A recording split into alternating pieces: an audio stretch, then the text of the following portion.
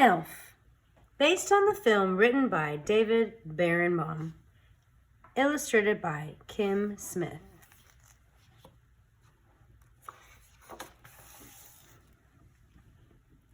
This is the story of how Buddy the Elf saved Christmas.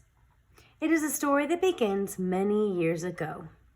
One Christmas Eve, Santa Claus slid down the chimney of an orphanage with his sack full of toys. While he was eating some cookies the children had left out for him, a little baby crawled into his sack.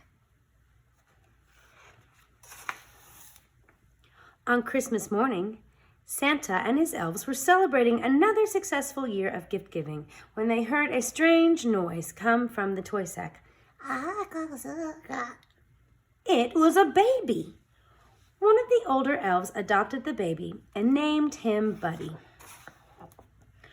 Although Buddy grew twice as fast, he was no different from the other elf children, and he had more Christmas spirit than anyone.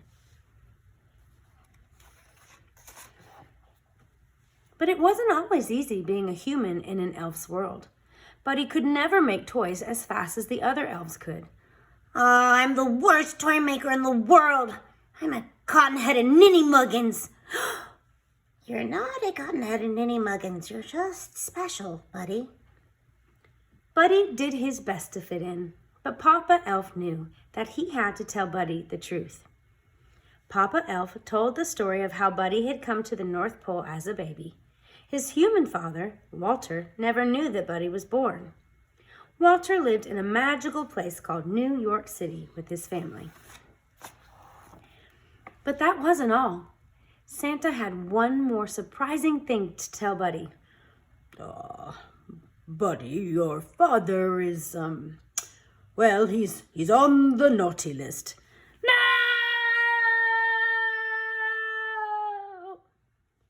Some people just lose sight of what's important in life, Santa explained.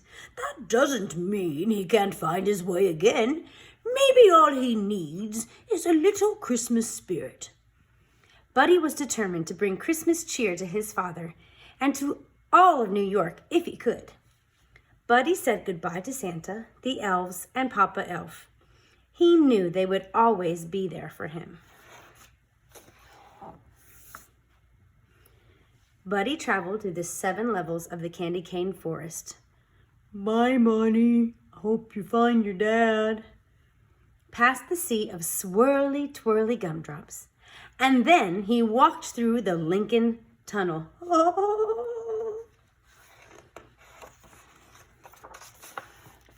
Buddy quickly learned that New York City truly was a magical place. Oh, hi!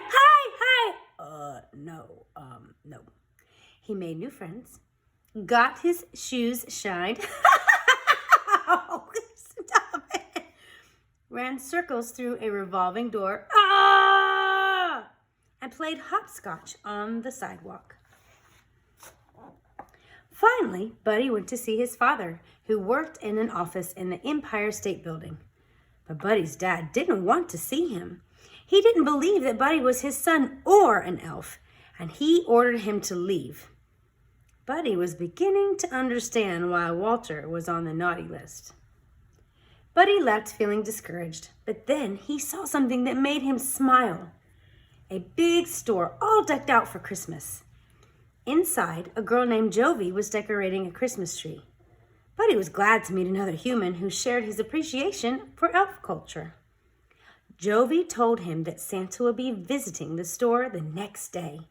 Buddy was so excited to see Santa again. Buddy stayed up all night decorating the store in preparations for Santa's arrival. But when Santa arrived the next morning, Buddy realized that he was an imposter. You smell like beef and cheese. You're not the real Santa. You sit on a throne of lies. Buddy ripped off the fake Santa's beard, and all the children screamed. He caused such a ruckus that the store manager called Buddy's dad to pick him up. Buddy met his dad's wife, Emily, and their son, Michael. They were much friendlier than his dad. At dinner, Buddy told his family about the 4 main food groups that elves eat. There's candy corns and candy canes and syrup. Buddy had a whole list of things that he wanted to do with his dad. And then I thought we could make snow angels for 2 hours and go ice skating, eat a whole roll of cookie dough as fast as we can, and then we can snuggle. Buddy's dad didn't want to do any of those things. All he wanted to do was work. So Buddy went to work with his dad. He tried coffee. He answered the phones. Buddy the Elf, what's your favorite color? And he sorted packages in a shiny mailroom.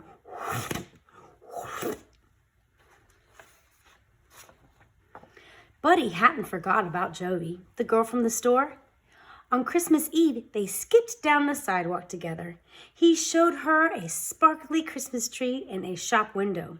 And Jovi showed Buddy the biggest tree in all of New York City. Buddy was so excited that he interrupted a big meeting at his dad's office to tell him all about Jovi. I'm in love, and I don't care who knows it. But Buddy's dad didn't want to be interrupted. Get out! Buddy was so upset that he decided to run away, and he left a note behind. I'm sorry I ruined your lives and crammed 11 cookies into the VCR. I don't belong here. I don't belong anywhere. I'll never forget you. Love, Buddy.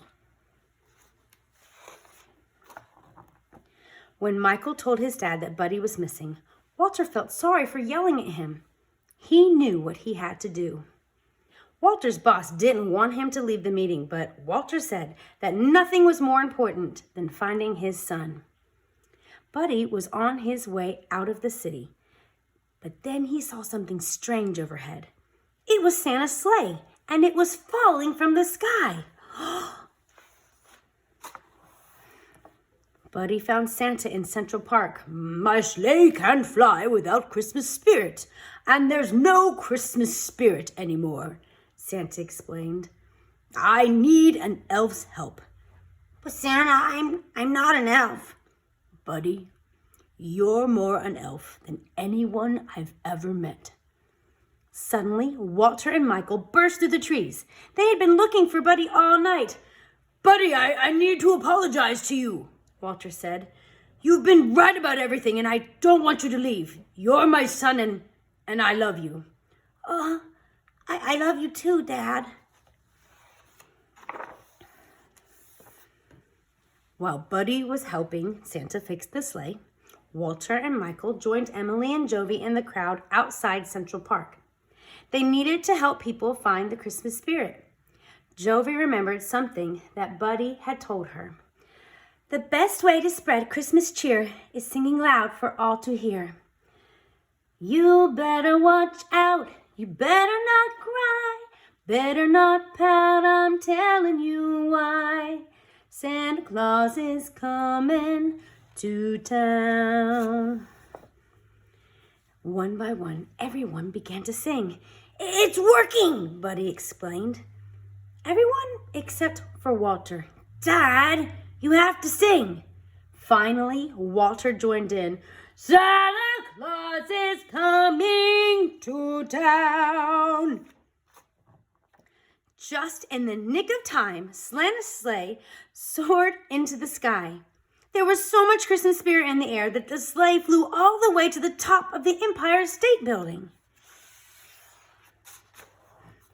The next day was Christmas. It was the best Christmas ever because Buddy got to spend it with his whole family, doing all his favorite things, singing, gift giving, and snuggling. And that's the story of how, with a little help, Buddy the Elf managed to save Christmas. And his spirit saved a lot of other people too. The end.